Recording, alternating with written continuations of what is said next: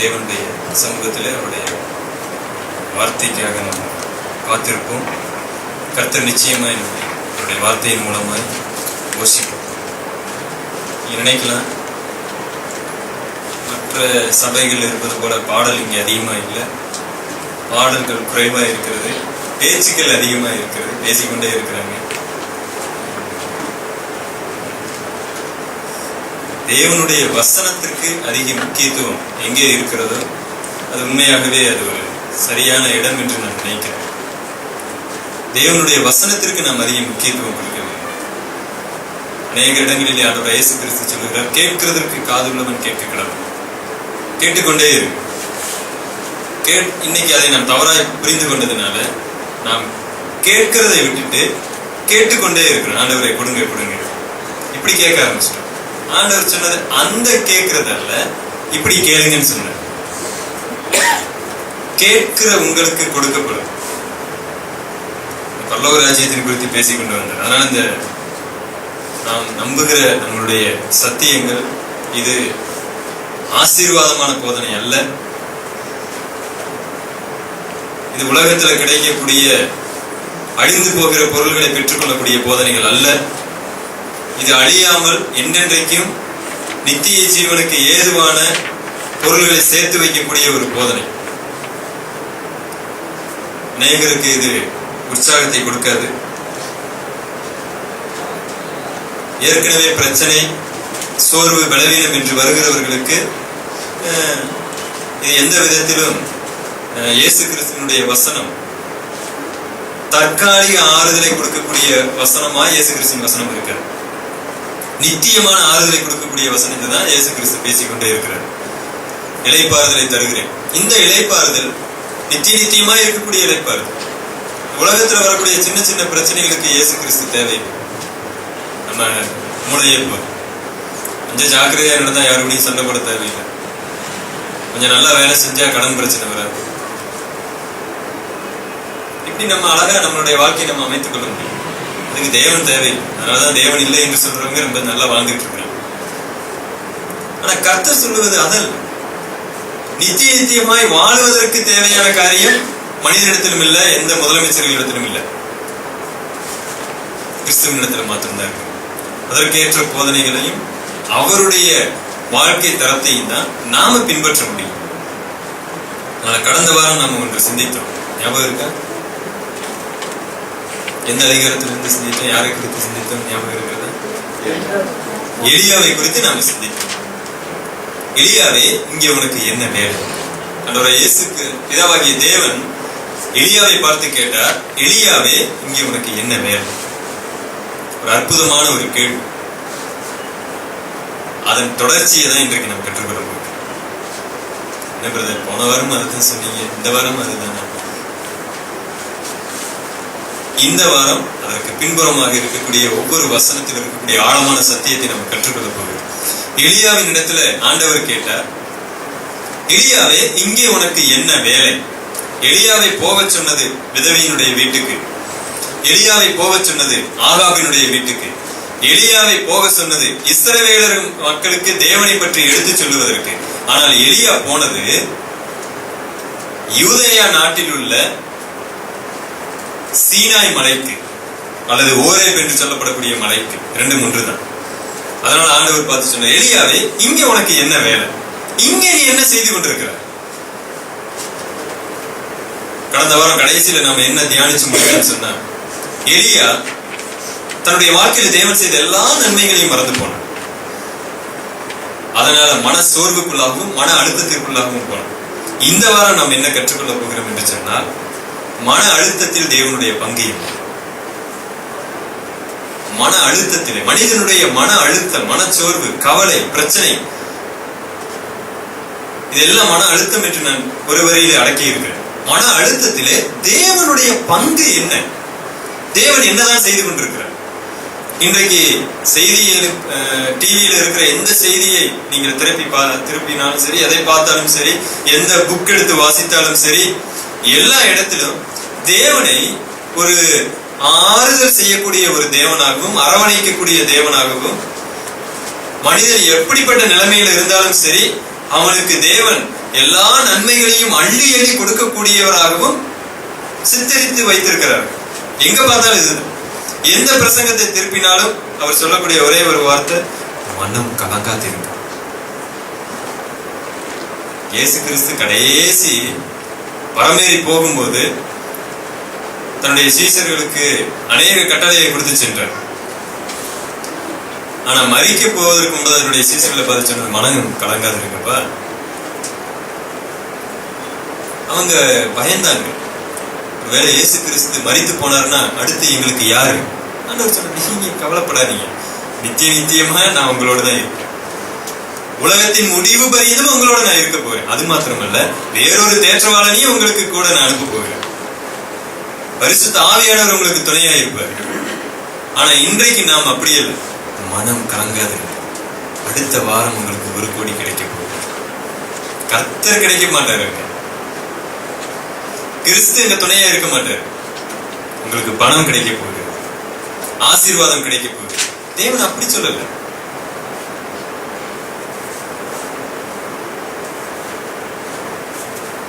இப்படிப்பட்ட போதனைகள் இன்றைக்கு நிறைந்திருக்கிற காலத்துல இந்த மன அழுத்தம், மன சோர்வு, மனிதனுடைய பிரச்சனைகளுக்கு நடுவில் தேவன் என்ன செய்கிறார், அவருடைய பங்கு என்ன, அவர் எப்படி செயல்படுகிறார்?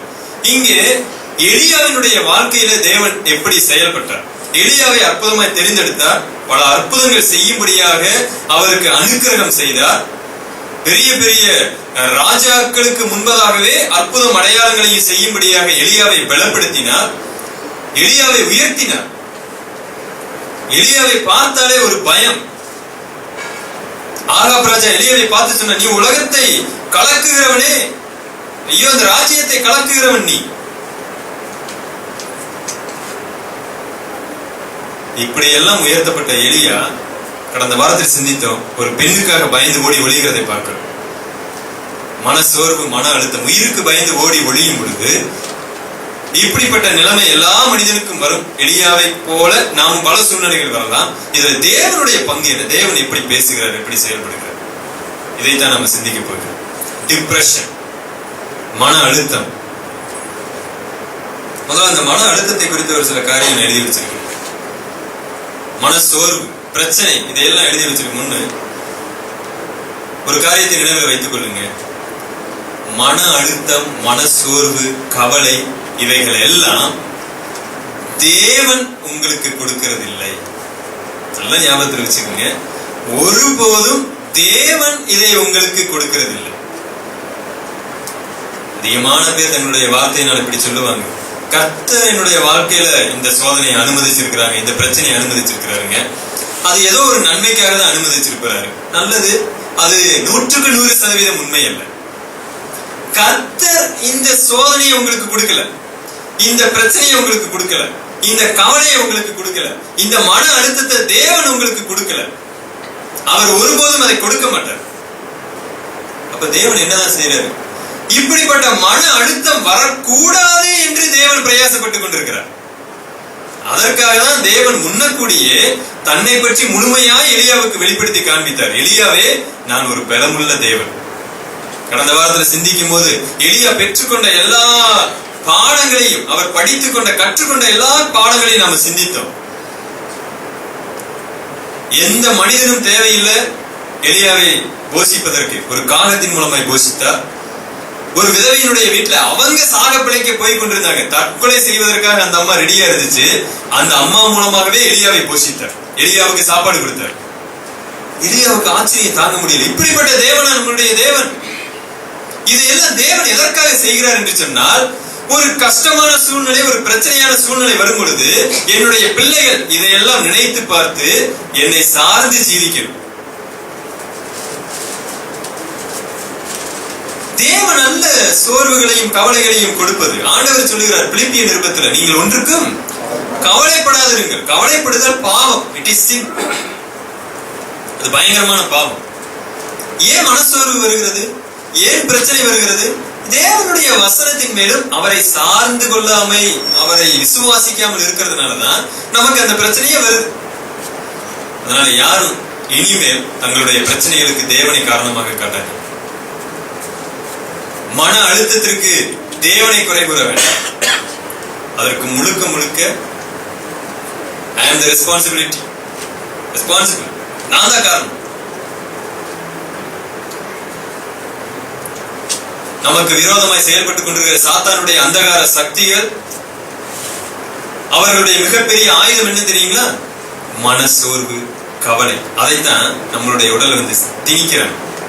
நமக்கு ஒரு கிரிட்டிக்கலான கஷ்டமான ஒரு சூழ்நிலையை உருவாக்கி ஒரு மனசோர்வுக்குள்ளாக நம்மை கொண்டு செல்லும் பொழுது, தேவன் அதற்கு முன்பதாக நமக்கு அதற்கு தப்பிக்கொள்ளும்படியாக அநேக வாய்ப்புகளை உருவாக்கி வச்சிருக்கிறார். அதை நினைத்து அதை விசுவாசித்து நம்ம தப்பித்து போகணும். நாம் மாறாக அந்த சோர்வுக்குள்ளாக நம்ம சிக்க வைத்து அழுது கொண்டிருக்கிறோம். தேவன் ஒருபோதும் மன சோர்வுகளுக்கும் மன அழுத்தத்திற்கும் காரணர் அல்ல என்பதை நாம் புரிந்து கொள்ளணும். ஆனாலும் கூட நாமவே தேடிக்கொண்ட இந்த கவலைகளுக்கும் நாம உருவ குத்தி கொண்ட இந்த பிரச்சனைகளுக்கும் நடுவிலே தேவன் இன்னமும் கீழே இறங்கி நமக்காக இறங்கி செயல்படுகிறார். மன அழுத்தத்திலே தேவனுடைய பங்கு என்ன? தேவன் அற்புதமாக இடைபடுகிறார். இங்கே எலியாவினுடைய பிரச்சனைகளுக்கு முழுக்க முழுக்க காரணம் எலியாவே. ஒருபோதும் தேவனை குற்றம் சுமத்த முடியாது. ஒருவேளை எலியா எப்படி குற்றம் சுமத்த? ஏசபேல் ராணி எலியாவின் இடத்துல ஆள் அனுப்பி சொன்னான், உன்னை நாளைக்கு இந்த சாயங்காலத்துக்குள்ள உன்னை கொன்னே போடுவேன். அப்ப எலியா மனதுக்குள்ள நினைக்கலாம், இதையெல்லாம் ஆண்டவர் பார்த்துக்கிட்டு தானே இருக்கிறாரு, இந்த அம்மாவை ஏன் பேச விட்டுட்டு இருக்கிறாரு? இந்த அம்மாவை அடித்து கொள்ளலாம்ல, ஏன் இந்த தேவன் எல்லாம் பேசாம இருக்கிறாரு அப்படின்னு சொல்லி ஒரு மன வருத்தப்பட்டு மன அழுத்தத்துல பிரச்சனையில பயந்து ஊரை விட்டு ஓடி இருக்கலாம். அப்படிதான் ஓடி இருப்பாரு. இல்லைன்னு சொன்னா தேவனிடத்துல ஜெபித்திருப்பாரு, ஆண்டவர் எப்படிப்பட்ட சூழ்நிலை இருக்குது, நான் என்ன செய்யணும் அப்படின்னு ஜெபித்திருப்பாரு. ஒன்னும் ஜெபிக்கல, விழுந்து பயந்து ஓடிட்டாரு யூதேயா நாட்டுக்கு. ஆண்டவர் இருக்க சொன்னது இஸ்ரவேல் நாட்டுல, சமாரியா தலைநகரில் தான் இவர் இருக்கணும். இவர் ஓடிட்டார் யூதேயா நாட்டுக்கு. ஆனாலும் கூட தேவன் விடல. பிரச்சனைகளின் மத்தியிலும் மன அழுத்தத்தின் மத்தியிலும் தேவன் எப்படி செயல்படுகிறார் என்பதை அந்த அதிகாரத்தின் மூலமாய் நாம் கற்றுக்கொள்வோம். நம்மளுடைய வாழ்க்கையில தேவன் அப்படித்தான் செயல்படுறார். 1 ராஜாக்களின் புஸ்தகம் 19ஆம் அதிகாரம்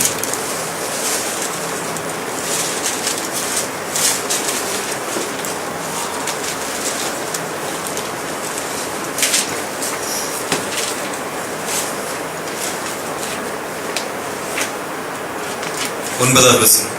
அங்கே அவன் ஒரு கெபிக்குள் போய் தங்கினான். இதோ கர்த்தருடைய வார்த்தை அவனுக்கு உண்டாகி, அவர் எலியாவே, இங்கே உனக்கு என்ன காரியம் என்றார். அதற்கு அவன், சேனைகளின் தேவனாகிய கர்த்தருக்காக வெகு பக்தி வைராக்கியமாய் இருந்தேன். இஸ்ரவேல் புத்திரர் உமது உடன்படிக்கையை தள்ளிவிட்டார்கள். உம்முடைய பலிபீடங்களை இடித்து உம்முடைய தீர்க்கதரிசிகளை பட்டயத்தினால் கொன்று போட்டார்கள். நான் ஒருவன் மாத்திரம் மீதியா இருக்கிறேன், என் பிராணனையும் வாங்க தேடுகிறார்கள் என்றார். அப்பொழுது அவர், நீ வெளியே வந்து கர்த்தருக்கு முன்பாக பர்வதத்தில் நீர் என்றார். அப்பொழுது இதோ கர்த்தர் கடந்து போனார். கர்த்தருக்கு முன்பாக பர்வதங்களை பிளக்கிறதும் கண்மலைகளை உடைக்கிறதுமான பலத்த பெருங்காற்று உண்டாயிற்று. ஆனாலும் அந்த காற்றிலே கர்த்தர் இருக்கவில்லை. காற்றுக்கு பின் பூமி அதிர்ச்சி உண்டாயிற்று. பூமி அதிர்ச்சியிலும் கர்த்தர் இருக்கவில்லை. பூமி அதிர்ச்சிக்கு பின் அக்கினி உண்டாயிற்று. அக்கினியிலும் கர்த்தர் இருக்கவில்லை. அக்கினிக்கு பின் அமர்ந்த மெல்லிய சத்தம் உண்டாயிற்று. அதை எலியா கேட்டபோது தன் சால்வையினால் தன் முகத்தை மூடிக்கொண்டு வெளியே வந்து கெபியின் வாசலில் நின்றான். அப்பொழுது இதோ எலியாவே, இங்கே உனக்கு என்ன காரியம் என்கிற சத்தம் அவனுக்கு உண்டாயிற்று. போதும். இது கொஞ்சம் புரிந்து கொள்வதற்கு சற்று கடினமான ஒரு வசனம். இவன் அந்த ராணிக்கு பயந்து ஓடிக்கொண்டிருக்கிறான். எப்படியாவது அவள் என்னை கொன்று போடுவாள் என்று சொல்லி ஓடிக்கொண்டிருக்கும் பொழுது அங்கே சீனாய் மலை அல்லது ஓரேப் என்கிற மலை வரைக்கும் ஓடுகிறான். அங்கே ஒரு குகை கெபிக்குள்ள போய் இருக்கும் பொழுது இது பாதுகாப்பு என்று உணர்ந்திருக்க முடியும். அந்த கெபி, அந்த குகைக்குள்ளாக அவன் இருக்கும் பொழுது ஆண்டவர் அவனை அழைக்கிறார். இங்கே உனக்கு என்ன வேலை அப்படின்னு கேட்கிறார். இங்க என்ன வேலை? அது இந்த ஓரேப் மலை ரொம்ப ஒரு பிரசித்தமான ஒரு மலை.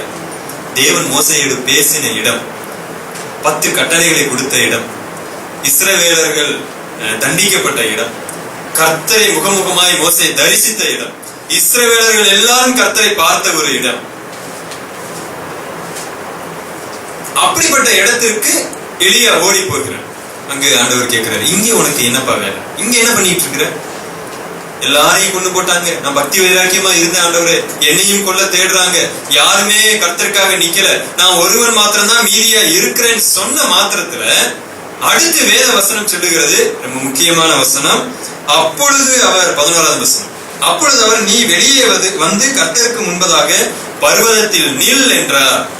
நீ வெளியே வந்து நில்லு அப்படின்னு சொன்னார். ஒரு பெரிய கட்டளை. என்ன என்ன யோசிக்கல. ஓகே, வெளியில வந்து நின்ன உடனே அங்க என்ன நடக்குதுன்னு கேட்டா, கர்த்தருக்கு முன்பதாக பர்வதங்களை பிளக்கிறதும் கண்மலைகளை உடைக்கிறதும் பலத்த பெருங்காற்று உண்டாயிற்று, ஆனாலும் அந்த காற்றிலே கர்த்தர் இருக்கவில்லை. அடுத்து வேதவசனம், பூமி எதிர்ச்சி உண்டாயிற்று, அதுலயும் கர்த்தர் இல்ல.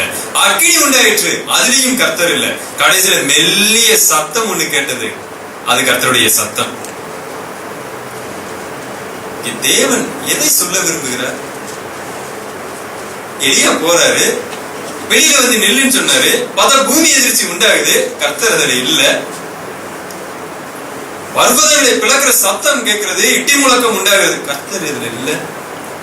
அக்கினியாய் ஒரு காட்சிகள் தெரியுது, அக்கினியே ஒரு வேளை வந்திருக்கு, ஆனா கர்த்தர் இல்ல.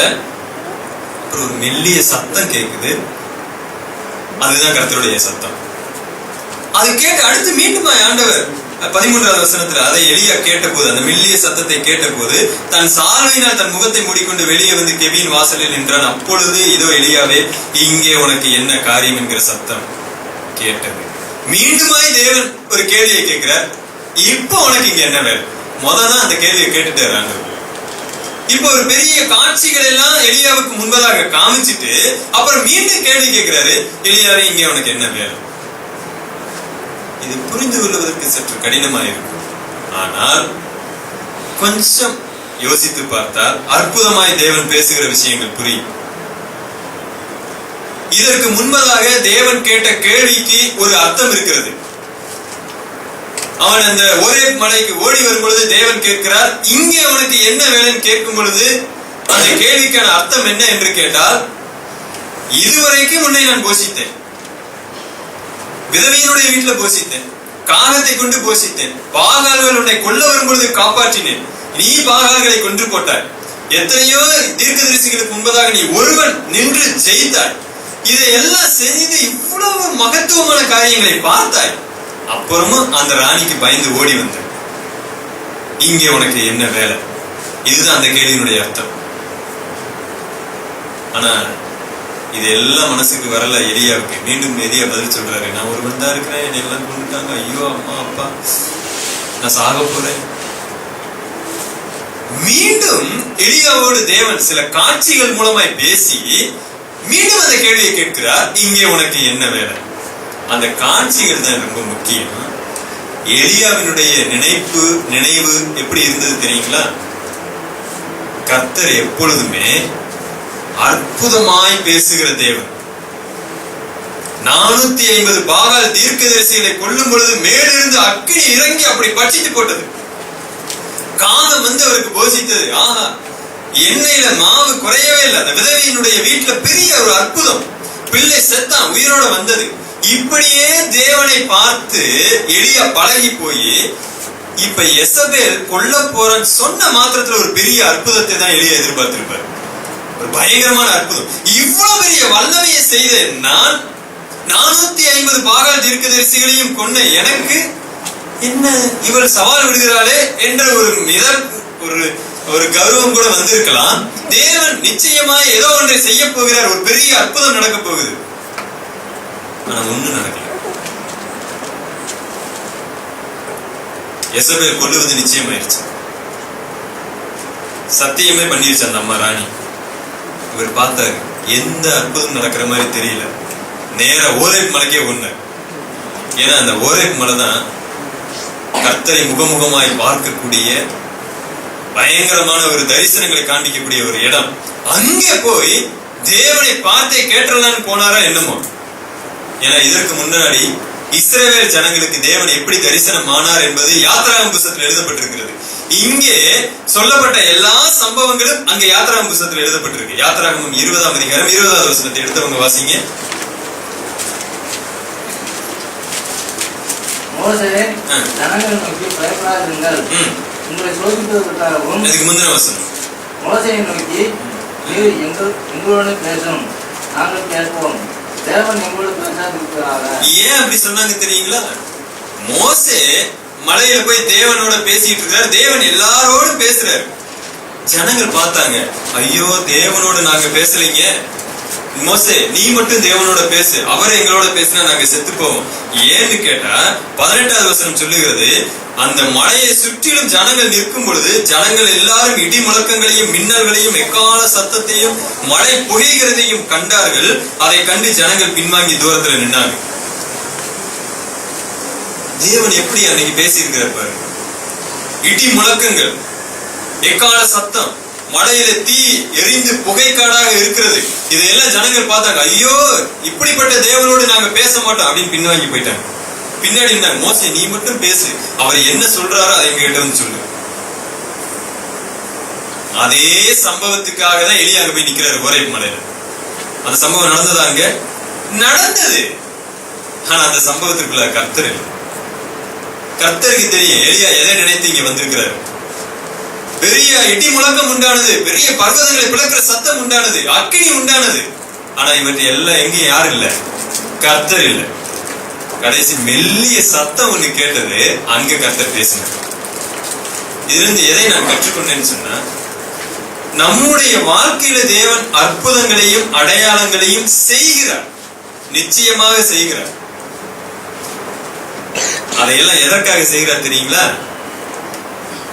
ஒரு குறிப்பிட்ட காலம் வரும் பொழுது அதையெல்லாம் உணர்ந்து தேவன் இவற்றையெல்லாம் செய்யக்கூடிய தகுதியுள்ளவர் என்று சொல்லி அவரை சார்ந்து கொள்வதற்காக மீண்டும் மீண்டும் ஆண்டவரே இதையெல்லாம் என்ன பண்ணுங்க, செய்யுங்க, இடி முழக்கத்துல கூட பேசுங்க, பெரிய அற்புதத்தை காண்பீங்க, பாகால் தீர்க்கதரிசியை எப்படி கொண்டீங்க அதே மாதிரி எசபேலை கொண்டுங்க.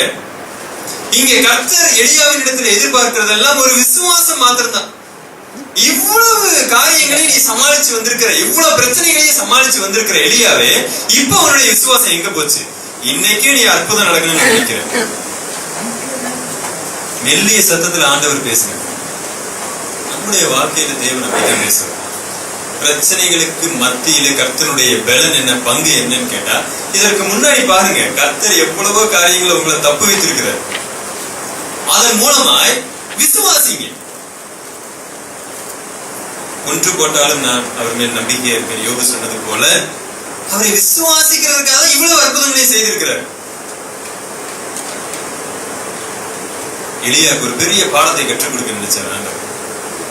இன்றைக்கு நமக்கு இருக்கக்கூடிய எல்லா மன சோர்வுகளுக்கும் மன அழுத்தத்துக்கும் கவலைக்கும் இருக்கிற ஒரே ஒரு பிரச்சனை என்னன்னு கேட்டா, தேவன் அதையெல்லாம் மாற்ற மாட்டாரா, கர்த்தர் இறங்க மாட்டாரா, இதையெல்லாம் செய்ய மாட்டாரா, இதை அப்படியே ஜீபும்பா என்று போல புதிய காரியங்களை மாத்தி என்னுடைய பிரச்சனைகள்லாம் நீக்கி என்னை ஒரு புதிய இடத்துல கொண்டு போய் வைக்க மாட்டாரா?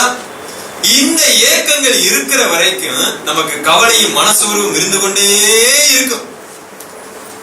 ஒருவேளை தேவன் இப்ப அந்த பிரச்சனையை மாத்துறாரு, நாளைக்கு இன்னொரு பிரச்சனை வரும், உடனே கவலை வரும், உடனே பிரச்சனை வரும், உடனே சோர்வு வரும், உடனே ஆண்டவர் அந்த பிரச்சனையை மாத்திடுறாரு. மீண்டும் அடுத்த நாள் ஒரு கவலை வரும், ஒரு சோர்வு வரும், தேவன் அதை மாத்துறாரு. கடைசியில கவலையும் சோர்வு மாத்திரமே நம்ம மிஞ்சிக்கிட்டே இருக்கும். தேவன் அதையெல்லாம் நம்ம இடத்துல இருந்து எதிர்பார்க்கிறது. எவ்வளவு சோர்வு மன அழுத்தத்தின் சமயத்திலும் அவரை விசுவாசிக்கிறேன், நான் அவரை நம்பி இருக்கிறேன், தேவன் பார்த்துக் கொள்வாரே.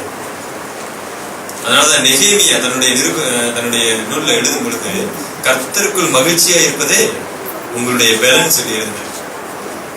எவ்வளவு பிரச்சனை வந்தாலும் சரி கர்த்தருடைய பிள்ளைகள் மகிழ்ச்சியா இருக்கணும். அதுதான் கர்த்தரை பிரியப்படுத்துகிற ஒரு பிரியம்.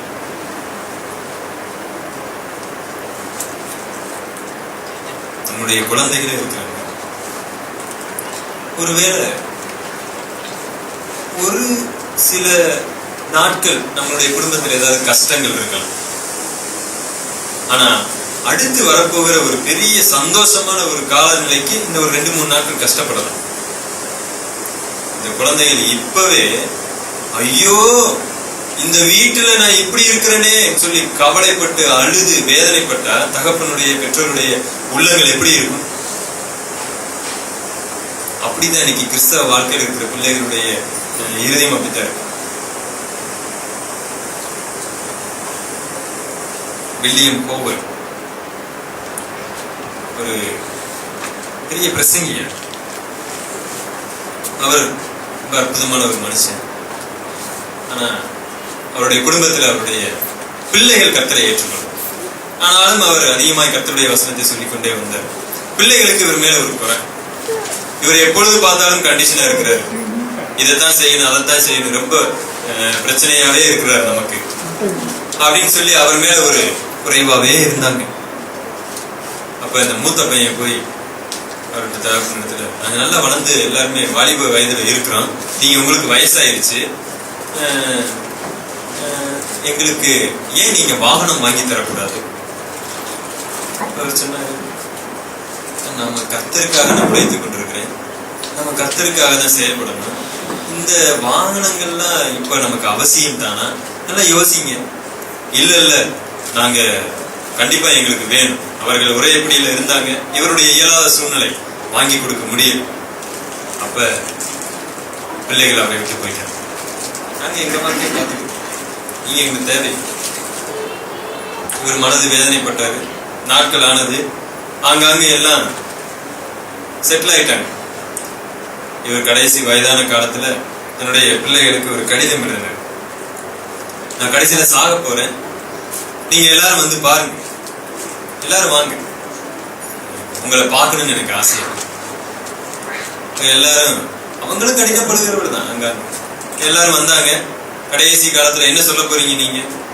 இல்ல, இனிமேல் நான் உங்களை பார்க்க மாட்டேன், நிச்சயமா சாக போறேன், இந்த புக்கு உங்களுக்கு நான் அன்பளிப்பா கொடுங்க அப்படின்னு சொல்லி எல்லாருக்கும் அந்த புஸ்தகத்தை கொடுத்தாரு. இப்ப அவங்களுக்கு ரொம்ப வேதனையா போச்சு.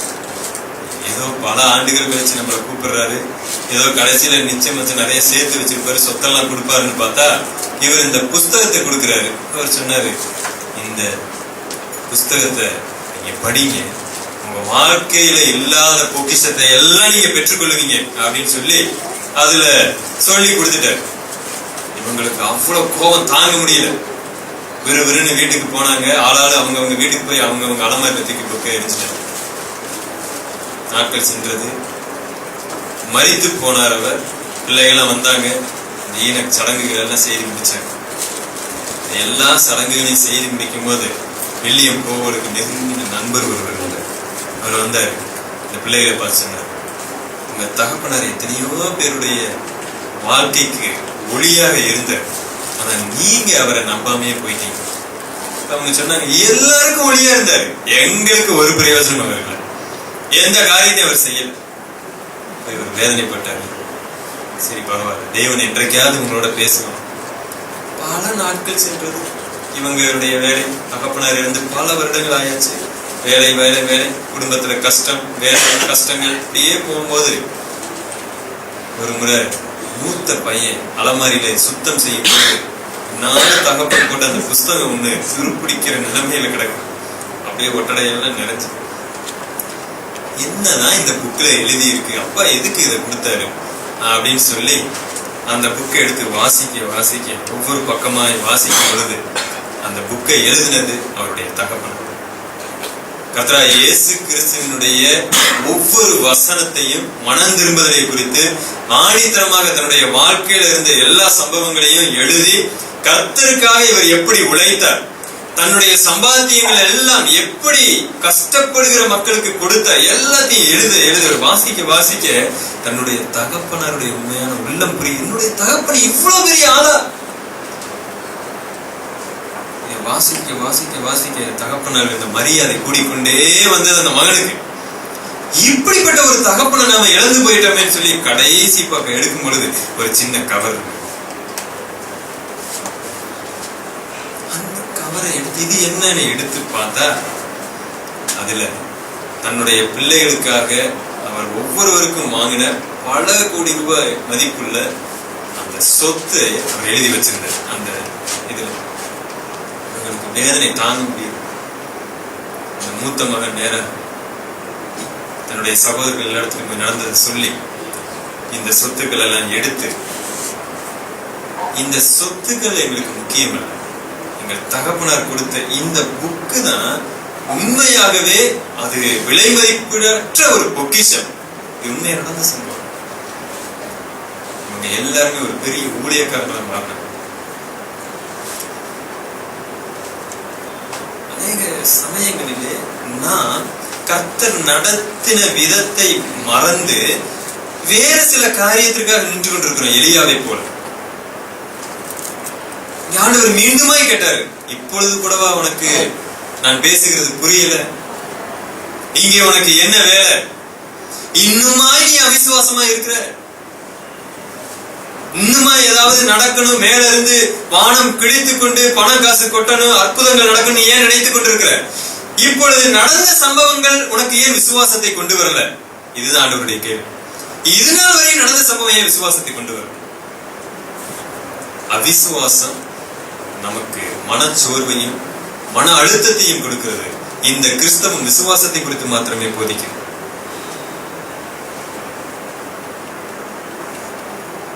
ஒன்று சாமுவேல் புஸ்தகம் 27ஆம் அதிகாரம் 1வது வசனத்தை யாராவது வாசிங்க. பின்பு தாவீது, நான் எந்த நாளிலாகிலும் ஒரு நாள் சவுலின் கையினால் மடிந்து போவேன். இனி சவுல் இஸ்ரவேலின் ஏழைகளில் எங்கேயாவது என்னை கண்டுபிடிக்கலாம் என்கிற நம்பிக்கை அற்றுப்போகும் வரைக்கும், நான் அவன் கைக்கு நீங்களா இருக்கும் வரைக்கும், நான் பெலிஸ்தரின் தேசத்திற்கு போய் தப்பிக்கொள்வதை பார்த்திலும் நலமான காரியம் வேறில்லை என்று நான் இருதயத்தில் யோசிப்பான். இங்கே தாவீது ஒரு காரியத்தை தன்னுடைய இருதயத்தில் யோசிக்கிறான். என்ன யோசிக்கிறான்? என்னைக்காவது ஒரு நாள் நான் என்ன பண்ணுவேன்? சவுலின் கையில செத்து போவேன்.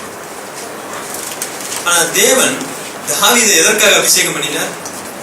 ராஜாவா இருக்க அபிஷேகம் பண்ணினார். நீ இஸ்ரவேலின் ராஜா.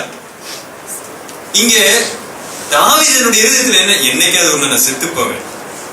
நீ என்றைக்காவது ஒரு நாள் செத்து போவது நிச்சயம் தான். எல்லா மனிதனும் சாகதான் போறாங்க. ஆனா அவர் சொல்ற வார்த்தையை பாருங்க, நான் என்னாலும் ஒரு நாள் சவுலின் கையினாலே செத்து போவேன். இதுதான் அங்க பிரச்சனை. நாம எல்லோரும் ஒரு நாள் செத்து போவோம்னு நினைக்கிறது ரொம்ப நல்லதுங்க. அது இல்லாதனாலதான் இன்னைக்கு 90 வயசுக்கு அப்புறமும் 2 லட்சம் ரூபாய் செலவழிச்சு ஆபரேஷன் பண்ண ரெடியா இருக்காங்க. நான் உங்க முன்னாடி ஆணித்தரமா சொல்றேன், 2 லட்சம் ரூபாய் எனக்கு இப்ப கூட நான் உயிர் வாழணும் அப்படின்னு 2 லட்சம் ரூபாய் செலவுன்னு சொன்னா கூட நான் செலவழிக்க ரெடியா இருக்கேன். தேவையில்லை.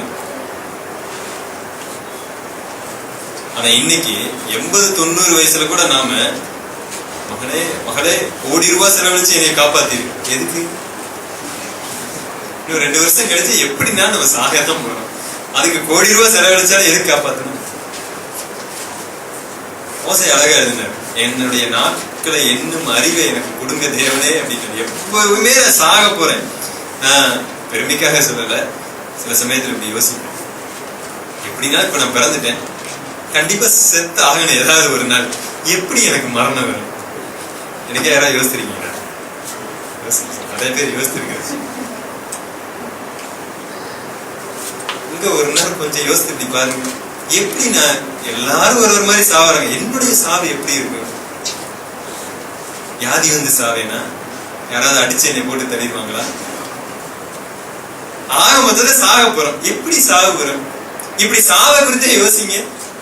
உண்மையில கர்த்தருக்கு பிரியமா வாழறாங்க. சாத்தான் நமக்கு கொண்டு வரக்கூடிய என்ன தெரியுங்களா? நீ சாகவே மாட்டாய். எங்க கொண்டு வந்த அந்த எண்ணத்தை? அங்கே நீ சாக மாட்டாய். இன்னைக்கு வரைக்கும் நம்மளை பார்த்து சொல்றது, நீ என்ன பண்ண மாட்ட? சாக மாட்டாய். நம்ம சொல்றோம், இல்லையே டாக்டர் எனக்கு புத்துநோய் சொல்லிட்டாரு, 1 மாசத்துல நான் செத்து போவேன்னு சொல்லிட்டாரு. இல்ல, இன்னமும் உனக்கு அமெரிக்கா போ, அங்க ஒரு ஆஸ்பத்திரி இருக்கு, அங்க ரெடி ஆயிரும். இங்க பிளைட்ல போகும்போதே செத்துருவாரு. இன்னைக்கு நம்ம சாக மாட்டாய் சாக மாட்டாய். பிரசங்கிகள் என்ன தெரியுமா சொல்றாங்க? கர்த்தர் சாக உன்னை விட மாட்டார். வேதவசனம் நேர ஆப்போசிட்டா சொல்லுது, நீதிமான் எப்படா சாவான்னு நான் காத்துக்கிட்டு இருக்கேங்கிற ஆண்டவர். எப்படா சாவான்னு ஆண்டவரே காத்துக்கிட்டு இருக்காரு. ஏன்னா அவனை எடுத்துக்கொண்டே பக்கத்துல வச்சுக்கிறது. நாம கர்த்தர்ட்ட போயிடக்கூடாதா, எப்படா நம்ம ஐயோ அங்க போயிடக்கூடாது, இங்கேயே நான் இருக்கணும்னு நினைச்சுக்கிட்டு இருக்கிறேன். இங்க தாவீது வேற மாதிரி சொல்றாரு, என்னைக்காவது ஒரு நாள் சவுலின் கையால் நான் செத்து போவேன். முற்றிலும் அவிசுவாசமான ஒரு வார்த்தை. ஏன் அவிசுவாசமான வார்த்தைன்னா, அதுக்கு கொஞ்சம் மேல இருக்கிற வசனம் 27ஆம் அதிகாரம் 1வது வசனத்தை பார்க்கிறோம். 26ஆம் அதிகாரம் கடைசி எப்படிப்பட்ட ஒரு அற்புதம் நடந்திருக்குன்னு பாருங்க. அப்பொழுது சவுல் தாவீதை நோக்கி, என் குமாரனாகிய தாவீதே. 1 சாமுவேல் 26:23வது வசனம். கர்த்தர் அவனவன் நீதிக்கும் உண்மைக்கும் தக்கதாக பலனளிப்பாராக. இன்று கர்த்தர் உம்மை என் கையில் ஒப்பு கொடுத்திருந்தும் கர்த்தர் அபிஷேகம் பண்ணினவர் மேல் என் கையை நீட்ட மனதில்லாதிருந்தேன். இதோ உம்முடைய ஜீவன் இன்றைய தினம் என் பார்வைக்கு எப்படி அருமையா இருந்ததோ அப்படியே என் ஜீவனும் கர்த்தரின் பார்வைக்கு அருமையா இருப்பதினால் அவர் என்னை எல்லா உபத்திரவத்திற்கும் நீங்களாக்கி விடுவிப்பாராக என்றான். தாவீது சவுலை பார்த்து பேசுறாருங்க. இதுக்கு முந்தின அதிகாரத்துலதான் நேருக்கு நேரா சவுலை பார்த்து பேசிட்டு இருக்கிறாரு தாவீது. அடுத்த அதிகாரத்துல சொல்றாரு, சவுல் கையால் நான் என்ன பண்ணுவேன், செத்து போவேன். இங்க முந்தின அதிகாரத்துல சவுலோட பேசிட்டு இருக்கிறாரு. என்ன பேச்சுன்னு ரொம்ப முக்கியம். என்ன நடந்தது தெரியுங்களா? இந்த சவுல் தன்னுடைய எல்லா படைகளையும் திரட்டி கொண்டு ஒத்த மனுஷன் தாவீதை கொல்லுவதற்காக தேடி வர்றாரு. தாவீது ஒரு குகைக்குள்ள ஒளிஞ்சுக்கிட்டு இருக்கிறாரு. இவ்வளவு பெரிய கூட்டமே எனக்கு விரோதமா வந்திருக்கு, ஆனாலும் கர்த்தர் என்னை காப்பாத்துவார். இவங்க தேடி வந்தவங்க தாவீதுக்கு கொஞ்சம் முன்னாடி படுத்து தூங்குறாங்க. இரவு ஆயிடுச்சு. தாவீது பார்த்தாரு, அவங்க சேனைக்குள்ளேயே போனார். உள்ள போனா அங்க சவுல் ராஜா தூங்கிட்டு இருக்கிறாரு. அவர் தலைமாட்டுல ஈட்டி இருக்கு, தண்ணி குடிக்கிற சொம்பு இருக்கு. எல்லாம் தூங்குறாங்க. லட்சக்கணக்கான மக்களா இருக்கலாம், எல்லாரும் தூங்குறாங்க. அப்படி ஒரு தூக்கம். சில செய்தித்தாளர்லாம் பாத்தீங்கன்னு சொன்னா, வீட்டுக்குள்ள தூங்கிட்டு இருப்பாங்க, அவங்க அறியாமலே வந்து களவாடிட்டு போயிட்டாங்க. காலையில் எந்திரிச்சு பார்த்தா வீடெல்லாம் திறந்திருக்கு, உள்ள ஒண்ணும் இல்லை. அப்படிப்பட்ட தூக்கம். இன்னும் கொஞ்ச நாளைக்கு முன்னாடி செய்தியில வாசித்தேன், இவங்க மெகா சீரியல் பார்த்துட்டு இருக்கும் போதே பின்னாடி எல்லாம் காணி.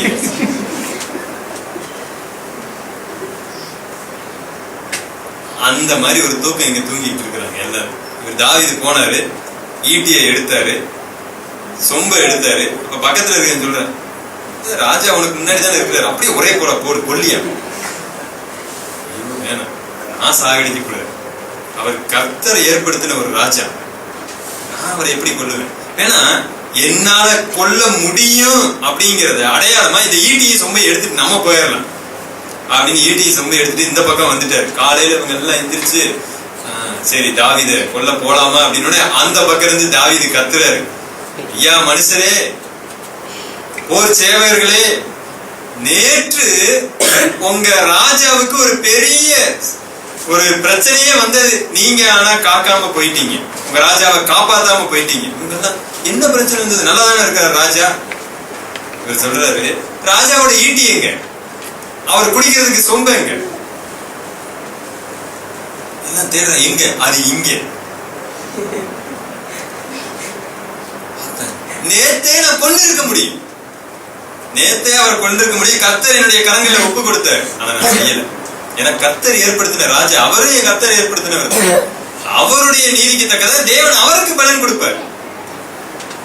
உடனே இந்த சவுல் ராஜா தாங்க முடியல. சவுல் ராஜா என்ன வார்த்தை சொல்றாரு பாருங்க, 21வது வசனத்துல, அப்பொழுது சவுல், நான் பாவம் செய்தேன், என் குமாரனாகிய தாவீதே திரும்பி வா, என் ஜீவன் இன்றைய தினம் உன் பார்வைக்கு அருமையா இருந்தபடியால் இனி உனக்கு ஒரு பொல்லாப்பும் செய்யேன், இதோ நான் மதியற்றவனாய் மகா பெரிய தப்பிதம் செய்தேன் என்றான்.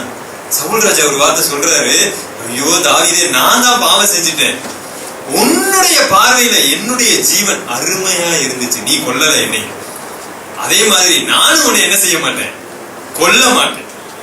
உடனே தாவீது என்ன சொல்றாரு பாருங்க, அதற்கு தாவீது, இதோ ராஜாவின் ஈட்டி இங்கே இருக்கிறது, வாலிபரில் ஒருவன் இப்புறம் வந்து அதை வாங்கி கொண்டு போகட்டும். இந்த இடத்துல தாவீது இல்லாம வேற யாரு இருந்தாலும் எவனும் போய் வாங்கியிருக்க மாட்டான், போகும்போது கொண்டுருவானோ. ஆனா எல்லாருக்கும் தெரியும், தாவீதுக்கு இவ்வளவு பெரிய வாய்ப்பு கிடைச்சு அவன் கொல்லல. அவங்க போனாங்க, ஈட்டியை வாங்கிட்டு வந்துட்டாங்க. அடுத்து அவர் பேசுகிற வார்த்தையை பாருங்க, தாவீது ரொம்ப அழகா பேசுகிறார். 24வது வசனத்துல, இதோ உம்முடைய ஜீவன் இன்றைய தினம் என் பார்வைக்கு எப்படியா அருமையா இருந்ததோ ராஜா பார்த்து சொல்றாரு, உம்முடைய உயிர் எனக்கு அருமையா இருந்தது, அதே போல அப்படியே என் ஜீவனும் கர்த்தருடைய பார்வைக்கு அருமையா இருக்கு. உன்னுடைய உயிர் என்னுடைய பார்வைக்கு அருமையா இருக்கு, உன்ன உயிரோட விட்டேன். ஆனா என்னுடைய உயிர் யாருடைய பார்வைக்கு அருமையா இருக்கு? கர்த்தருடைய பார்வைக்கு அருமையா இருக்கு. அதனால அவர் என்னை எப்படி காத்துக் கொள்ளுவார்? உயிரோட காத்துக் கொள்ளுவார் அப்படின்னு சொல்லி பெரிய ஒரு பிரசங்கத்தை பண்ணி சவுலை அனுப்பிட்டார். சவுலே நீங்க போய் வாங்க அப்படின்னு ஒரு பெரிய பிரசங்கம். இதெல்லாம் செஞ்சு முடிச்சுட்டுன்னா அடுத்து எத்தனை மணி நேரம் ஆச்சுன்னு தெரியல, எவ்வளவு நாள் ஆச்சுன்னு தெரியல, ஒரு சில நாளோ அல்லது ஒரு சில மணி நேரமோ இவர் இருதயத்துல யோசிக்கிறார், என்னைக்காவது ஒரு நாள் சவுல் என்ன பண்ணுவான், ஒண்ணு போட்டு ஏன் இந்த நினைப்பு வரும்? அப்படித்தான் அநேக முறை நாம நினைக்கிறோம். இதுக்கு முன்னாடி ஒரு பெரிய பிரச்சனை நம்மளுடைய வாழ்க்கையில வந்திருக்கும், அதுக்காக அழுது துவண்டு பெரிய பெரிய வேலையெல்லாம் செய்திருக்கோம். ஆனா அந்த பிரச்சனை அப்படியே புகை மாதிரி போயிருக்கும். முன்னாடி வந்து சாட்சியெல்லாம் சொல்லுவாங்க, கர்த்தர் அற்புதமா காத்து கொண்டாருங்க, என்னைய அற்புதமா செஞ்சாருங்க. அரை மணி நேரம் சாட்சி சொல்லியிருப்பாங்க. ஒரு சாட்சியை ஒரு நாள் ஃபுல்லா உட்காந்து சொல்லுவாங்க. நமக்கே போதும் போதும் பெரிய சாட்சிய. எல்லாருடைய வாழ்க்கையிலும் பல சாட்சிகள் இருக்கு, ஆயிரக்கணக்கான சாட்சிகள் இருக்கு. ஆனா இப்படிப்பட்டவர்களுடைய வாழ்க்கையில ஒரு சாட்சி தான் 1000 மணி நேரம் சொல்லிட்டு இருப்பாங்க. அடுத்து அதே பிரச்சனை வரும்போது அல்லது பிரச்சனை வராமையே இருக்கும்போது ஒருவேளை மீண்டும் அப்படி வந்துட்டா என்னைக்காவது ஒரு நாள் நான் மாட்டிக்குவேன் இல்ல, இப்படித்தான் ஆவேணும். இங்கேதான் விசுவாசம் தேவன் எப்படி செயல்படுகிறார். ஏன் உங்களுடைய வாழ்க்கையில அந்த அந்த காரியத்தை நம்மளால ஏன் விசுவாசிக்க முடியல? ஏன் கவலை வருது? ஏன் சோர்வு வருது? ஏன் மன அழுத்தம், மனச்சோர்வு ஏன் வருது? நம்பிக்கை, கர்த்தர் மேல நம்பிக்கை இல்லை. தேவன் சொல்லுகிறார், இந்த கிறிஸ்தவ மார்க்கம் என்பது விசுவாச மார்க்கம். இதை நம்பியே அவரை பின்பற்றி ஓடிக்கொண்டே இருப்பது. என்ன நடந்தாலும் பரவாயில்ல, கர்த்தர் பார்த்துக் கொள்வார்னு சொல்லிட்டு போறது. அவர் எதையுமே உங்களை செய்ய வேணும்னு தான் சொல்றாரு. என்னை நம்பி என் பின்னாடியே வாப்பான்னு தான் சொல்றாரு. சீசர்களை படகுல கூட்டிட்டு போகும்போது வாங்கப்பா அக்கறைக்கு போகலான்னு அவர் தான் சொல்றாரு. இவங்க உட்காந்து அப்படியே தண்டு வலித்து கொண்டிருக்கிறாங்க. கடல்ல புயல் வந்துச்சு, அழுதாங்க, கத்துனாங்க, ஐயோ நாங்க சாக போறோம். நாங்க ஆண்டவர் அற்ப விசுவாசிகள். ஏன் விசுவாசம் இல்லை? தேவனே நான் உங்களோட தான் இருக்கிறேன், நீங்க உள்ள போயிட்டீங்கன்னா யாரும் போயிருவா? நான் தான் உள்ள போயிருவேன். நான் தான் சொன்னேன் உங்களை அக்கறைக்கு கூட்டு போறேன், நான் தான் சொன்னேன். அதை கூட நீங்க நம்பிக்கை இல்லையா? அவருடைய வாழ்க்கையில விசுவாசம் இல்லாததுனாலதான் எல்லா பிரச்சனைக்கும் காரணம். மன சோர்வுக்கும் அதுதான் காரணம். கொஞ்சம் கஷ்டம் வந்த உடனே அந்த விசுவாசத்தை தூக்கி வேற எங்கேயாவது நம்ம வச்சிடறோம். கர்த்தரை நம்புவதை விட்டுட்டு வேற எது மேலாவது நம்பிக்கை வச்சிடறோம். அதனால சங்கீதம் முழுவதும் நம்ம வாசிக்கும் பொழுதெல்லாம் கர்த்தரை நம்புகிறவன் பாக்கியவன், கர்த்தரை நம்புகிறவன் பாக்கியவன். வேற எது மேலாம் நம்பிக்கை வைத்தாலும் கடைசி அங்க சுத்தி இங்க சுத்தி கர்த்தருடைய பிள்ளைகள் எல்லாத்தையும் இழந்து கடைசி அங்க வந்து ஆண்டவரே வேற வழியே இல்ல ஆண்டவரே எனக்கு, நீங்க தான். எப்ப எல்லாம் போனதுக்கு அப்புறம் ஆண்டவர் சொல்றாரு, இப்பவே நம்பிக்கை. இங்க சவுலுடைய வாழ்க்கையில நடந்த, தாவீதுடைய வாழ்க்கையில் நடந்த சம்பவங்கள் பயங்கரமா இருக்கு.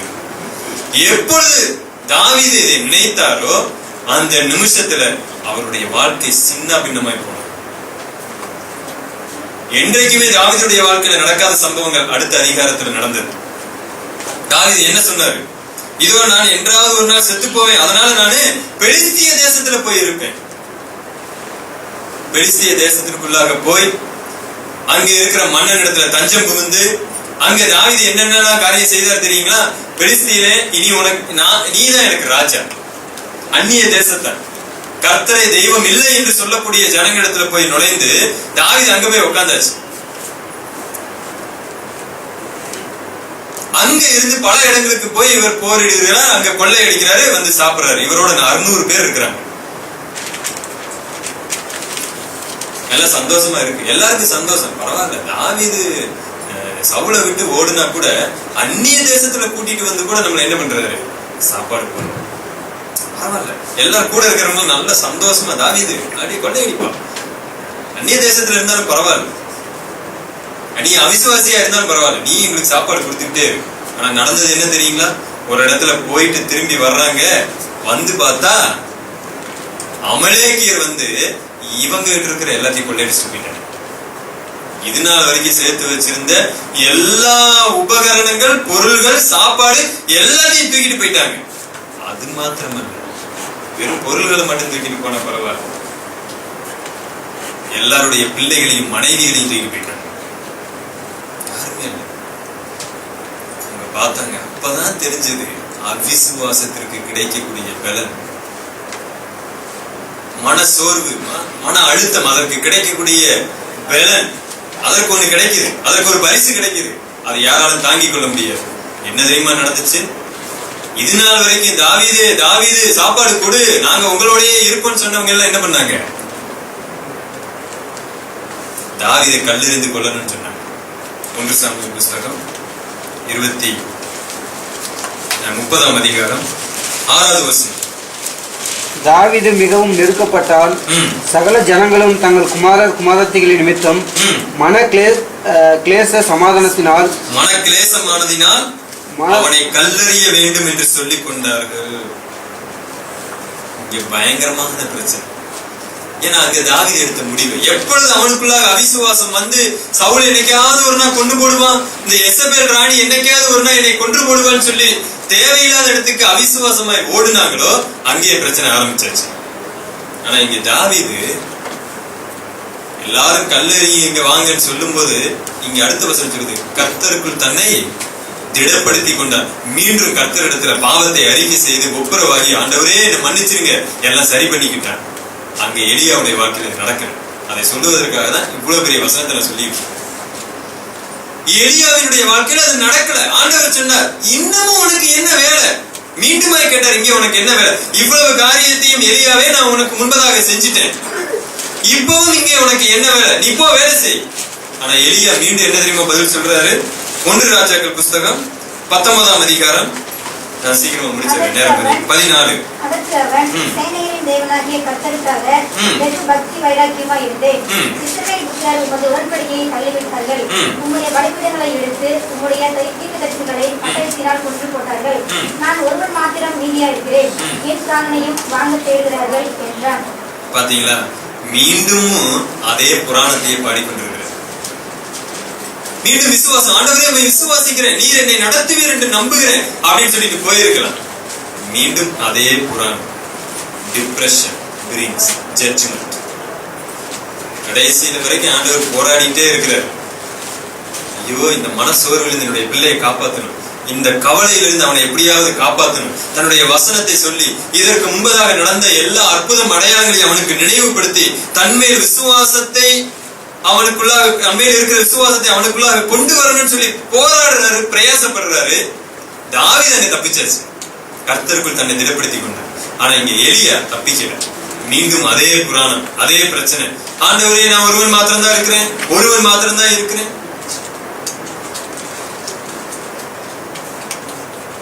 அங்கே மிகப்பெரிய ஒரு நியாயத்திற்கு வந்தது அதுக்கடுத்து. ஆனா நிறைய பேர் அதை வாசிக்க தவறி விடுகிறாங்க. அடுத்த ஆண்டவர் என்ன தெரியுமா சொன்னாரு? 15வது வசனம். அப்பொழுது உடனடியாக கர்த்தருடைய வார்த்தை வந்தாச்சு, இதுக்கு மேல இவனுக்கு விசுவாசத்தை கொண்டு வர முடியாது. உடனே அவனை பார்த்து, நீ தமஸ்குவின் வழியாய் வனாந்திரத்திற்கு திரும்பி போய் ஆசகேலை சீரியாவின் மேல் ராஜாவாக அபிஷேகம் பண்ணி. முதல்ல நீ ஒரு வேலையை செய். ஆசகேல் சீரியாவின் ராஜா, ஆசகேலை அபிஷேகம் பண்ணு. ஒரு வேலை உனக்கு நான் கொடுத்திருக்கேன். 2வது வேலை. பின்பு நிம்சியின் குமாரனாகிய யெகூவை இஸ்ரவேல் மேல் ராஜாவாக அபிஷேகம் பண்ணி. இஸ்ரவேல் மேல யெகூ என்கிற ஒரு மனிதனை அபிஷேகம் பண்ணு. இப்ப இஸ்ரவேலுடைய ராஜா யாரு? ஆகாப். இந்த ஆகாப், அந்த ஆகாப்பினுடைய மனைவிதான் யேசபேல். இவங்க 2 பேரும் சேர்ந்தா யாரை கொல்ல போறார்?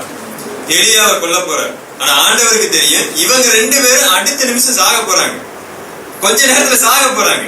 ஆனா எலியாவுக்கு இந்த விஷயத்தை ஆண்டவர் சொல்லல. அதை சொல்லி இருந்தா எலியாவுக்கு என்ன வந்திருக்காங்க? தைரியம் வந்திருக்கும். அப்பா, எலியா அவங்க சாக போறாங்களா? அது உண்மையிலே தைரியம் கிடையாதுங்க. பிரச்சனை எப்பொழுது நம்மை விட்டு எடுபட்டு போகிறதோ அப்ப வரக்கூடிய ஒரு தைரியம் இருக்கு பாத்தீங்களா? அது தைரியமே கிடையாது. அது இருக்கிறதே மகா கோடையான ஒரு காரியம், பயங்கா குடித்தனம். தேவன் அதனால அதை சொல்லி அவனுக்கு திடப்படுத்தல. நான் இருக்கிறேன், நீ பயப்படாத, நான் இருக்கிறேன் அப்படின்னு சொல்லிதான் எலியாவை திடப்படுத்தினாரு. எலியாவுக்கு அங்க ஒரு விசுவாசமும் வரல. அப்ப ஒரு காரியம் சொன்னார், சரி உனக்கு 3 வேலை வைக்கிறேன். முதல் வேலை, சீரியாவின் மேல ராஜாவாக ஆசைகளை அபிஷேகம் பண்ணு, இஸ்ரவேல் மேல யெகூ என்கிறவனை அபிஷேகம் பண்ணு. அப்பவே எலியா யோசிப்பார், என்ன ஆகாப்புல இருக்கிற நம்மை கொல்ல தேவை, இவனை அபிஷேகம் பண்ண சொல்றாரு, அப்ப அவன் சாக போறானா? அடுத்து இன்னொரு காரியம், இப்படி யோசித்துக் கொண்டிருக்கும் போதே அப்ப எலியாவுக்கு ஒரு சந்தோஷம் வந்திருக்கும். பரவாயில்ல, எப்படி ஆகாப்பு ராணியை சாக போறாங்க, ஏன்னா யெகூ ராஜாவா வரப்போறான், நாம தப்பிச்சிடலாம், இனி நாம கர்த்தருக்கு ஊழியம் செய்யலாம். ஒருவேளை எலியா நினைச்சிருக்கலாம். அடுத்த ஆண்டவர் என்ன சொல்றாரு, வாசிங்க. அடுத்து ஒரு காரியத்தையும் சொல்றாரு, ஆபேல் மெகோலா ஊரானாகிய சாப்பாத்தின் குமாரனாகிய எலிசாவை உன் ஸ்தானத்திலே தீர்க்கதரிசியாக அபிஷேகம் பண்ணு. இவர் நினைத்துக் கொண்டிருக்கிறார், ஆகாப்பு சாக போறாரு, யெசபேல் சாக போகுது, அடுத்து நான் தான் யாரு அடுத்து அவர் பெரிய குண்டை தூக்கி போடுறாரு. உன்னுடைய இடத்துல எலிசாவை கொண்டு வந்து என்ன பண்ணு, அபிஷேகம் பண்ணு, நீ என்ன கிடையாது, தீர்க்கதரிசி கிடையாது. எப்படி இருக்கு யோசித்து பாருங்க. அற்புதமான சத்தியம் நிறைந்து.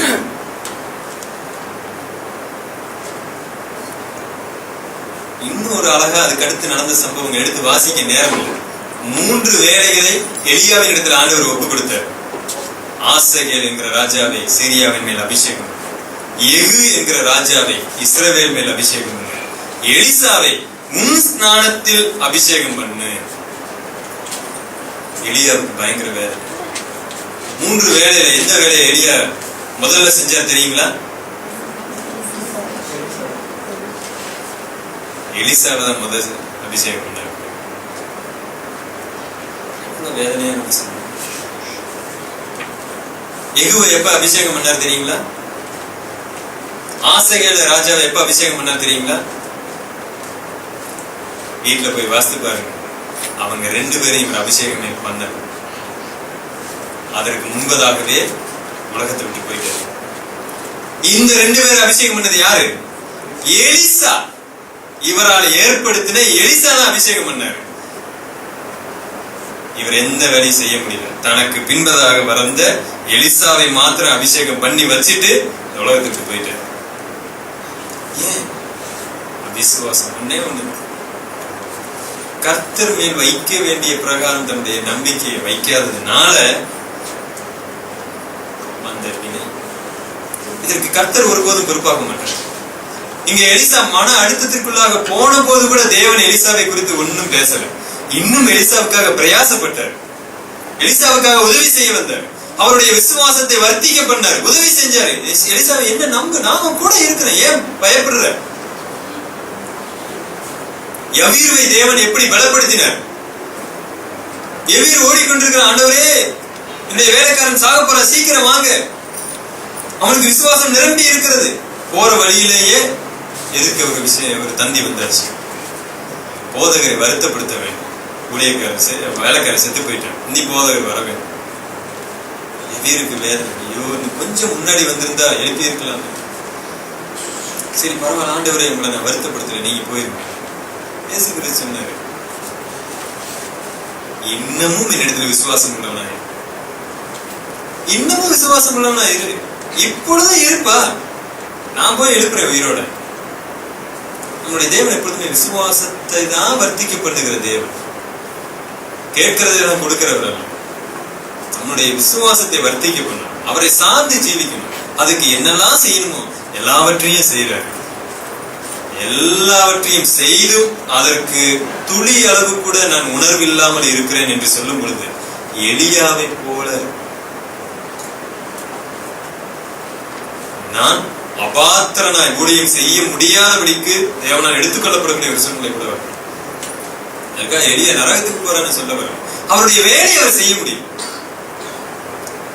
எலியாவுக்கு எவ்வளவு வேலை இருந்துச்சு பாத்தீங்களா? ஆகாப்பையே முன்பதாக நின்று, ஆகாப்புக்கு முன்பதாக யெகூ அவர் அபிஷேகம் பண்ணியிருக்கலாம். எலியா யெசபேல் ராணிக்கு யாருக்கு முன்பதாக செத்து போயிருக்கலாம். எலியாவுக்கு, எலியாவுடைய பார்வையில யெசபேல் ராணி செத்துருக்கலாம். எலியாவுக்கு அவ்வளவு கௌரவமா இருக்கு. என்ன சாகலான்னு நீ சொன்ன பாத்தியா, பாரு கர்த்தர் எனக்கு முன்பதாக உன்னை சாக வச்சிருக்கிறான்னு சொல்லி இருக்கலாம். இங்கே இவருடைய அவிசுவாசத்தினால எல்லாருக்கும் முன்பதாகவே எலியா போயிட்டார். அவருக்கு பின்னாடி வந்த எலிசா இவர் விட்டு சென்ற எல்லா ஊழியத்தையும் செய்தார். நம்முடைய அவிசுவாசத்தினால தேவன் நமக்கு வைத்திருக்கிற எல்லா வேலைகளையும் நீங்க செய்ய முடியாம போலாம். வேறொருத்தரை கொண்டு வந்து அந்த வேலையை செய்வாராங்க. இன்றைக்கு சபையில விசுவாசிகளா இருக்கிற நீங்கள், உங்களுக்கென்று எனக்கென்று தேவன் ஒரு வேலையை வைத்திருக்கிறார், பல நோக்கங்களை வைத்திருக்கிறார். எப்பொழுது வேண்டுமானாலும் அந்த வேலையை நிறைவேற்றாமல் என்னால் உலகத்துக்கு மேல போக முடியும். அது எப்படி எனக்கு வைத்திருக்கிற வேலையை நான் தானே செய்ய முடியும்? இல்லையே, பைபிள் அப்படி சொல்லலையே. எலிசாவுக்கு வைக்கப்பட்ட வேலையை எலியா செய்யலையே, எலிசா தான் வந்து செய்தார். நமக்கு வைக்கப்பட்ட வேலையை வேறொருவர் மூலமாக தேவன் நிறைவேற்றிக் கொள்ள முடியும். நாம் அபாத்திரராய் போக முடியும். இதற்கெல்லாம் என்ன காரணம்? அவிசுவாசம் தான் காரணம். ஆனால் தேவன் நாம் விசுவாசிக்கிறதுக்கு ஏதுவாக எல்லாவற்றையும் செய்து கொண்டே இருக்கிறார், சுற்றிலும் இருந்து. இதற்கு மேலையும் நீ என்ன நம்பலையா? புதிய ஏற்பாட்டுல ஒரு உண்மை அழகாய் சொல்லுகிறது, ஆண்டவரே இந்த மரம் பழமே தரமாட்டேங்குது, நான் வெட்ட போறேன். அப்பவும் அந்த வேலைக்கு இல்ல இல்ல, இன்னமும் நான் உரம் போடுறேன், இன்னும் ஒரு 3 வருஷ காலம் பாக்குறேன், இன்னும் ஒரு 4 வருஷம் பாக்குறேன், 5 வருஷம் நான் தண்ணி ஊத்துறேன், இப்பொழுதாவது பழம் கொடுக்குமா பார்க்கலாம். எலியாவுக்கு அப்படித்தான் வாய்ப்புகள் கொடுக்கப்பட்டது. இன்னும் என்னப்பா வேலை, இங்க என்ன வேலை செய்து கொண்டிருக்கிற? Depression brings judgment. நம்ம நினைக்கலாம் கவலையில தேவன் ஆறுதல் செய்வார், தேர்தல் செய்வார். அதை சரியாக உணர்ந்து கொள்ளாமல் மீண்டும் மீண்டும் அவிசுவாசத்திற்குள்ளாக நாம் போகும் பொழுது தேவனால் தண்டிக்கப்படுவதற்கு ஏற்ற பாத்திரம். ஜாக்கிரதை உள்ளவர்களை விழித்திருப்போம். சற்று நேரம் அதிகமா எடுத்துக்கணும். நாம் தேவனங்களோடு பேசியிருக்கோம். கர்த்தர் நிச்சயமா நம்மை ஆசீர்வதிப்பார். அந்த வசனத்தின் பிரகாரம் அவருக்காக மகிமையாய் ஜீவிப்போம். எலியாவுடைய வாழ்க்கையில எலியா செய்ததை காட்டிலும் 2 மடங்கு அற்புதங்களை எலிசா செய்தார். இரட்டை ஆசீர்வாதத்தை எனக்கு வேண்டும் எலிசா கேட்டு வாங்கி கொண்டார். எலியா செய்த அற்புதங்கள் ஒருவர் பட்டியலிட்டார் 7 என்று. ஆனால் எலிசா செய்த அற்புதங்கள் 14 - 16 அவரால் பட்டியலிடப்பட்டது. 2 மடங்கு ஆசீர்வாதம். ஒரு இடத்துல கூட எலிசா எலியாவை போல அவிசுவாசத்துல நிக்கல. ஒரு இடத்துல கூட நிக்கல. எலியாவுக்கு என்னெல்லாம் பிரச்சனை வந்ததோ அதை காட்டிலும் பயங்கர பிரச்சனைகள் எலிசாவுக்கு வந்தது. ஒரு இடத்தையும் அவர் சோர்ந்து போல. ஒரு சின்ன ஒரு கூரை வீட்டுக்குள்ளாக எலிசா இருந்து கொண்டிருக்கும் பொழுது எலிசாவை கொல்ல வேண்டும் என்று சொல்லி எல்லா சேனைகளையும் சுற்றி வந்து நின்று கொண்டிருக்கும் பொழுது எலிசாவினுடைய வேலைக்காரன் வெளியில போய் பார்க்கிறான். எலியா தீர்க்கதரிசியை கொல்லுவதற்காக எத்தனையோ படை வீரர்கள், குதிரை வீரர்கள் வந்து நின்று கொண்டிருக்கிறாங்க. உடனே போய் தீர்க்கதரிசி எழுப்பினார், ஐயா எலிசாவே, நம்மை கொல்லுவதற்கு போர் வீரர்கள் வந்திருக்கிறாங்க. எலிசாவுக்கு ஒரு பயம் இல்லை, துளி அளவு பயம் இல்லை. ஒரு பெண்ணை பார்த்து பயந்து எலியா ஓடி போனார். இங்க ஆயிரக்கணக்கான சேனைகள், போர் வீரர்கள் வந்து நிக்கிறாங்க. எலிசா பயப்படவே இல்லை. ஏன்? கர்த்தர் மேல் அந்த அளவுக்கு விசுவாசத்தை வைத்திருந்தார். கர்த்தர் பார்த்துக் கொள்ளுவார். ஆனா இந்த வேலைக்காரனுக்கு பயம் நடுங்கி கொண்டிருக்கிறது. பார்த்தார், ஆண்டவரிடத்தில் ஜெபித்தார் எலிசா, ஆண்டவரே இந்த வேலைக்காரனுடைய கண்களை கொஞ்சம் திறந்திருந்தீங்க, கொஞ்சம் அவனுடைய கண்ணை திறக்குங்க. இன்னைக்கு நிறைய பேருடைய கண்கள் திறக்கப்படாம குருடா இருக்கிறது. கொஞ்சம் திறந்துருங்க. என்ன நடந்துச்சு தெரியுங்களா? அந்த வேலைக்காரனுடைய கண்களை திறந்த மாத்திரத்துல ஆயிரமான அக்கினி ரதங்களோடு கர்த்தருடைய சேனை அந்த இல்லத்தை சுற்றி நின்று கொண்டிருந்தது. ஆமென். இதுதான் நம்முடைய வாழ்க்கையில் நடக்கும். ஆனா நம்முடைய கண்கள் திறக்கப்படாம இருக்கிறது தான் பிரச்சனை. ஏன் நம்பிக்கை இல்லை நமக்கு? எலிசாவின் நம்பிக்கை நமக்கு வேணும். அநேக முறை நம்ம அவிசுவாசத்தில் விழுகிறோம். என்னை சுற்றி தேவனுடைய பாதுகாப்பு இருக்கிறது. எது நடந்தாலும் அவர் என்னை எந்த விதத்திலும் கீழே விழத்தள்ள மாட்டார். என்னுடைய நம்பிக்கை அவர் செய்து கொண்டிருக்கிறார். ஏன்? உங்களுடைய ஜீவனையே அவரிடத்துல ஒப்பு கொடுத்திருக்கிறீங்க. கர்த்தருக்கு ஒப்பு கொடுத்துல நீங்க வந்திருக்கீங்க. எப்படி அவர் உங்களை விட்டுட்டு போவார்? தகப்பனும் தாயும் கைவிட்டால் அவர் உங்களை கைவிட மாட்டாரு. இதெல்லாம் ஏன் வேதாகமத்தில் எழுதப்பட்டிருக்கு? அவரை நம்புவதற்காக, அவர் மேல் விசுவாசம் வைப்பதற்காக எழுதப்பட்டிருக்கு. அதனாலதான் நாம் விசுவாசிகள். உலகத்தாருக்கு அந்த விசுவாசம். நமக்கு அந்த விசுவாசம் இருக்கு. நாம் காணாதவைகளை விசுவாசிக்கிறோம், காணக்கூடாதவைகளை விசுவாசிக்கிறோம். இல்லாதவைகளை விசுவாசிக்கிறவர்கள் அல்ல, நாம் காணக்கூடாதவைகளை விசுவாசிக்கிறோம். நம்முடைய கிறிஸ்தவ வாழ்க்கையில் ஒரு வித்தியாசம். நம்முடைய கண்கள் திறக்கப்படணும், மன சோர்வுகள் அதை அடித்து நொறுக்கப்படட்டும். என்னுடைய வாழ்க்கையில கவலை என்பது இருக்கக்கூடாது. கவலைப்படுகிறவன் ஒரு விசுவாசியா இருக்க முடியாது.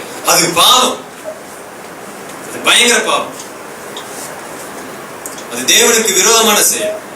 எல்லாவற்றையும் தூக்கி போடுங்க. கர்த்தர் நிச்சயமாய் நம்மோடு இடைபெறுவார், நம்மை அற்புதமாய் ஆசீர்வதிப்பார். கண்களை பிடிச்சு பரிசுத்தம்